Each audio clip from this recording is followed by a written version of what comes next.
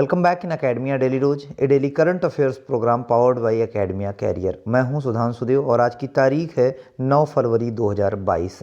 आज के इस प्रोग्राम के अंतर्गत हम बात करेंगे आज की डेट में बनने वाले करंट अफेयर्स से जुड़े सभी महत्वपूर्ण प्रश्नों की, उन प्रश्नों से संबंधित महत्वपूर्ण तथ्यों की तथा अगले दिन के लिए कुछ महत्वपूर्ण प्रश्न आपको अभ्यास प्रश्नों के रूप में यानी कि प्रैक्टिस क्वेश्चंस के रूप में दिए जाएंगे। तो आइए सबसे पहले डालते हैं एक नज़र आज की सभी अहम खबरों पर।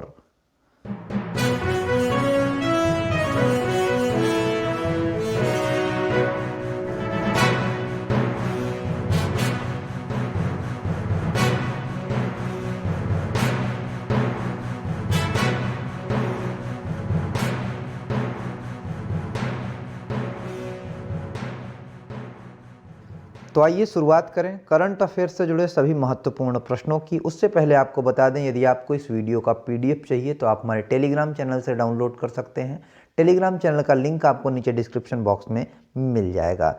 तो पहला प्रश्न है, राष्ट्रीय विरासत शहर विकास और विस्तार योजना की मिशन अवधि क्या थी? विकल्प ए है 2015 से 2019, बी है 2014 से 2018, सी है 2016 से 2020 तथा विकल्प डी है 2017 से 2021। प्रश्न को फिर से सुने। राष्ट्रीय विरासत शहर विकास और विस्तार योजना की मिशन अवधि क्या थी? विकल्प ए है 2015 से 2019, बी है 2014 से 2018, सी है 2016 से 2020 तथा विकल्प डी है 2017 से 2021। जिनमें से विकल्प ए 2015 से 2019 बिल्कुल सही उत्तर है। बात करें उत्तर के स्पष्टीकरण की, तो राष्ट्रीय विरासत शहर विकास और वृद्धि योजना यानी कि हृदय केंद्रीय क्षेत्र की योजना 2015 से 2019 में शहर के विरासत चरित्र को संरक्षित करने के लिए शुरू की गई थी और इसे 12 शहरों में लागू किया गया था। योजना के तहत 12 शहरों नामतः अजमेर, अमृतसर, अमरावती, बदामी, द्वारका, गया, कांचीपुरम, मथुरा, पुरी, वाराणसी, वेलंकन्नी, वारंगल को विकास के लिए चिन्हित किया गया है। हृदय योजना की मिशन अवधि 31 मार्च 2019 को समाप्त हुई। अगला प्रश्न है, किस देश ने कैंसर मूनशॉट कार्यक्रम फिर से शुरू किया है? विकल्प ए है रूस, बी है यूएसए, सी है चीन तथा विकल्प डी है यूके। प्रश्न को फिर से सुने। किस देश ने कैंसर मूनशॉट कार्यक्रम फिर से शुरू किया? विकल्प ए है रूस, बी है यूएसए, सी है चीन तथा विकल्प डी है यूके। जिनमें से विकल्प बी यूएसए बिल्कुल सही उत्तर है। बात करें उत्तर के स्पष्टीकरण की, तो अमेरिकी राष्ट्रपति जो बिडेन ने ओबामा प्रशासन के दौरान शुरू किए गए कैंसर मूनशॉट कार्यक्रम को फिर से शुरू करने की घोषणा की। कैंसर मूनशॉट कार्यक्रम को फिर से शुरू करने के अपने भाषण में बिडेन ने प्रतिज्ञा की कि कैंसर को समाप्त करना एक श्वेत आवास प्राथमिकता है जो कैंसर के खिलाफ लड़ाई के लिए तात्कालिकता की भावना देने का वादा करता है। अगला प्रश्न है, आर्थिक think tank centre for monitoring Indian economy द्वारा जारी आंकड़ों के आधार पर जनवरी 2022 में बेरोजगारी की दर क्या दर्ज की गई? विकल्प ए है 6.97%, बी है 7.77%, सी है 5.47% तथा विकल्प डी है 6.57%। प्रश्न को फिर से सुने। आर्थिक think tank centre for monitoring Indian economy द्वारा जारी आंकड़ों के आधार पर जनवरी 2022 में बेरोजगारी की दर क्या दर्ज की गई? विकल्प ए है 6.97%, बी है 7.77%, सी है 5.47% तथा विकल्प डी है 6.57%। जिनमें से विकल्प डी 6.57% बिल्कुल सही उत्तर है। बात करें उत्तर के स्पष्टीकरण की, तो आर्थिक think tank centre for monitoring Indian economy के आंकड़ों के अनुसार जनवरी 2022 में भारत में बेरोजगारी दर तेजी से गिरकर 6.57% हो गई। यह मार्च 2021 के बाद देखी गई सबसे कम दर है। अगला प्रश्न है, 2022 का शीतकालीन ओलंपिक बीजिंग में हो रहा है, घटना का आधिकारिक नारा क्या है? विकल्प ए है जुनून जुड़े हुए यानी कि पैशन कनेक्टेड, बी है यूनाइटेड बाई इमोशन, सी है तेज उच्चतर मजबूत यानी कि फास्टर हायर एंड स्ट्रॉन्गर तथा विकल्प डी है साझा भविष्य के लिए एक साथ, यानी कि together for a shared future. प्रश्न को फिर से सुने। 2022 का शीतकालीन ओलंपिक बीजिंग में हो रहा है। घटना का आधिकारिक नारा क्या है? विकल्प ए है जुनून जुड़े हुए, यानी कि पैशन कनेक्टेड, बी है यूनाइटेड बाय इमोशन, सी है तेज उच्चतर मजबूत फास्टर हायर स्ट्रॉन्गर तथा विकल्प डी है साझा भविष्य के लिए एक साथ, यानी कि together for a shared future, जिनमें से विकल्प डी साझा भविष्य के लिए एक साथ यानी कि together for a shared future बिल्कुल सही उत्तर है। बात करें उत्तर के स्पष्टीकरण की, तो 2022 शीतकालीन ओलंपिक बीजिंग चीन में शुरू हुआ और जारी रहेगा, जिसका आधिकारिक नारा एक साथ एक साझा भविष्य के लिए है। अगला प्रश्न है 2022 में विश्वविद्यालय अनुदान आयोग यूजीसी के नए अध्यक्ष के रूप में किसे नियुक्त किया गया है? विकल्प ए है वी आर कृष्णा, बी है एम जगदीश कुमार, सी है हृदयनाथ कुंजरू तथा विकल्प डी है सतीश चंद्र। प्रश्न को फिर से सुने। 2022 में विश्वविद्यालय अनुदान आयोग यानी कि यूजीसी के नए अध्यक्ष के रूप में किसे नियुक्त किया गया है? विकल्प ए है वी एस कृष्णा, बी है एम जगदीश कुमार, सी है हृदयनाथ कुंजरू तथा विकल्प डी है सतीश चंद्र, जिनमें से विकल्प बी एम जगदीश कुमार बिल्कुल सही उत्तर है। बात करें उत्तर के स्पष्टीकरण की, तो केंद्र ने जेएनयू यानी कि जवाहरलाल नेहरू विश्वविद्यालय के कुलपति एम जगदीश कुमार को विश्वविद्यालय अनुदान आयोग यानी कि यूजीसी का नया अध्यक्ष यानी कि चेयरमैन नियुक्त किया है। वहीं अब प्रोफेसर शांतिश्री धूलीपुड़ी पंडित को जेएनयू का कुलपति बनाया गया है। अगला प्रश्न है कार टी सेल थेरेपी जो समाचारों में देखी गई थी किस बीमारी के इलाज के लिए प्रयोग की जाती है? विकल्प ए है सिकल सेली एनीमिया, बी है क्षय रोग, सी है डिप्थीरिया तथा विकल्प डी है कैंसर। प्रश्न को फिर से सुने। कार टी सेल थेरेपी जो समाचार पत्रों में देखी गई थी किस बीमारी के इलाज के लिए प्रयोग की जाती है? विकल्प ए है सिकल सेल एनीमिया, सी है क्षय रोग, सी है डिप्थीरिया तथा विकल्प डी है कैंसर, जिनमें से विकल्प डी कैंसर बिल्कुल सही उत्तर है। बात करें उत्तर के स्पष्टीकरण की, तो chimeric antigen receptor CR T cell therapy किसी व्यक्ति की टी कोशिकाओं को आनुवांशिक रूप से इंजीनियरिंग करके कैंसर कोशिकाओं को पहचानने और नष्ट करने का काम करती है। अगला प्रश्न है 2022 के लिए महाराष्ट्र की झांकी का विषय क्या है? विकल्प ए है इको फ्रेंडली और आत्मनिर्भर, बी है जैव विविधता और महाराष्ट्र के राज्य जैव प्रतीक यानी कि biodiversity and state bio symbols of Maharashtra, सी है अयोध्या तथा विकल्प डी है भविष्य की दृष्टि यानी कि विजन ऑफ द फ्यूचर। प्रश्न को फिर से सुने। 2022 के लिए महाराष्ट्र की झांकी का विषय क्या है?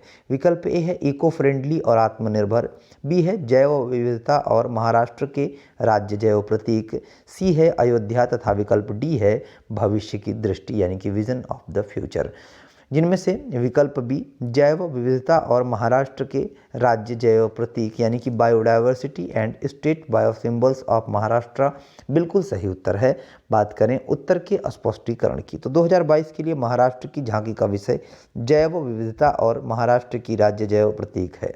अगला प्रश्न है दीपक दास के स्थान पर लेखा महानियंत्रक के रूप में किसने शपथ ली है?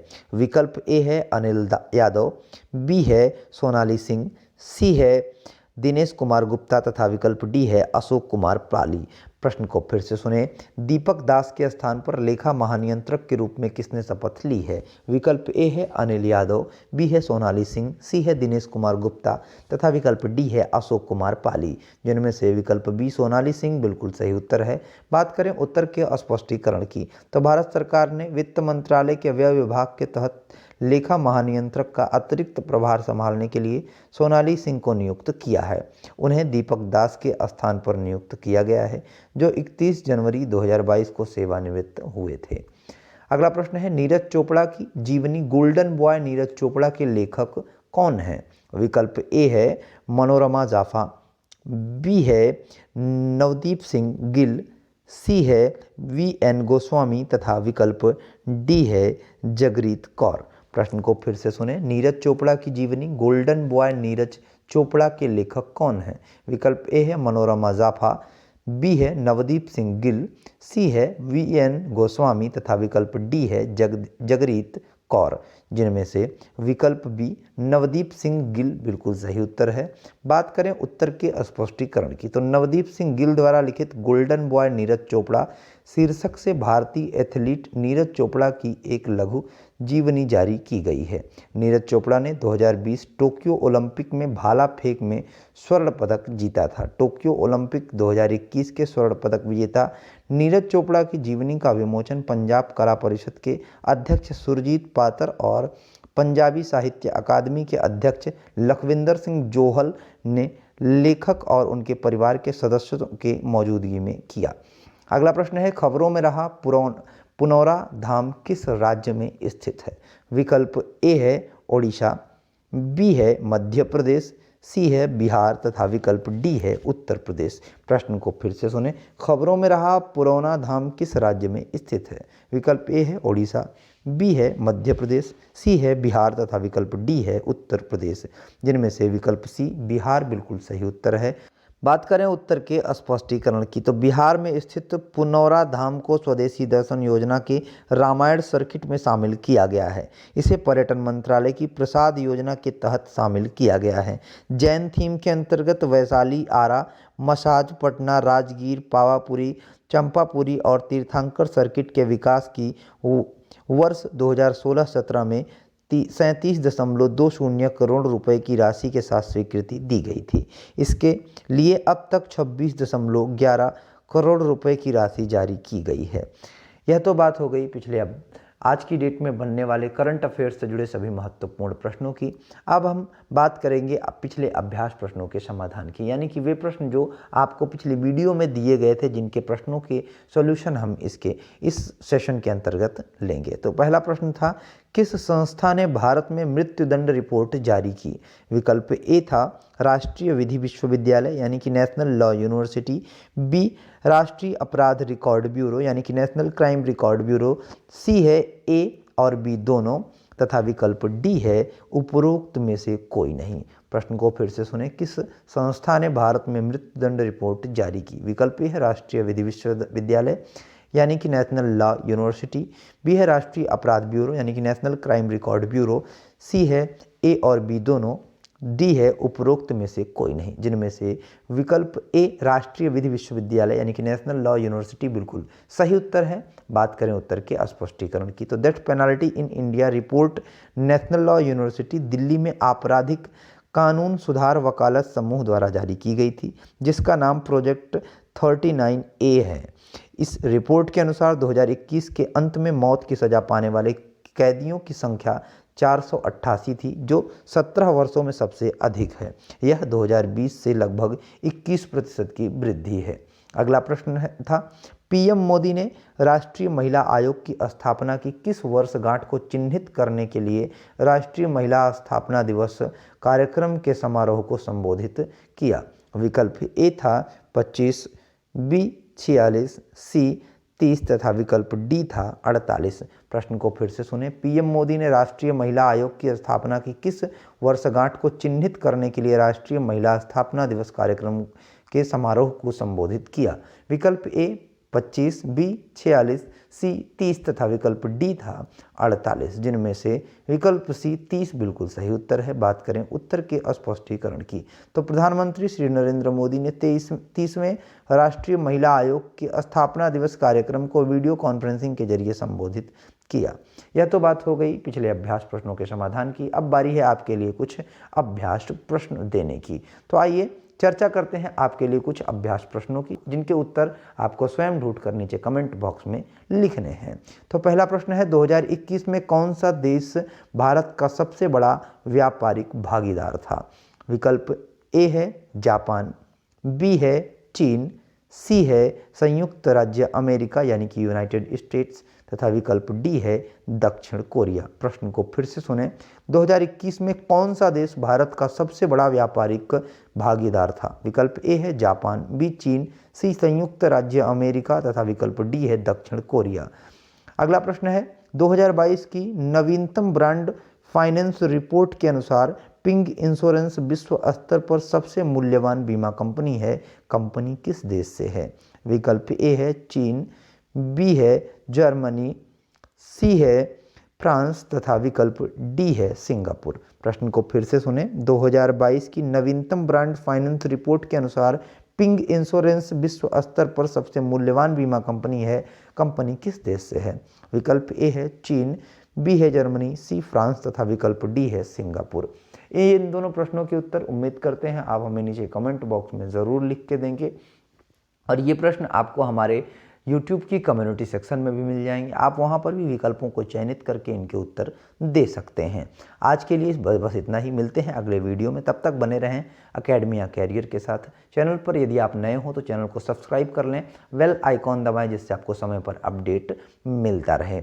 हम सोशल मीडिया प्लेटफॉर्म पर भी मौजूद हैं। आप हमें Facebook, Instagram, Pinterest, LinkedIn, Twitter तथा कू पर भी फॉलो कर सकते हैं। वहाँ पर भी हम आपके लिए नए नए अपडेट्स लाते रहते हैं। सोशल मीडिया प्लेटफॉर्म के लिंक नीचे डिस्क्रिप्शन बॉक्स में आपको मिल जाएंगे, वहाँ से आप डायरेक्टली जा करके कनेक्ट हो सकते हैं। वीडियो में यहाँ तक बने रहने के लिए धन्यवाद।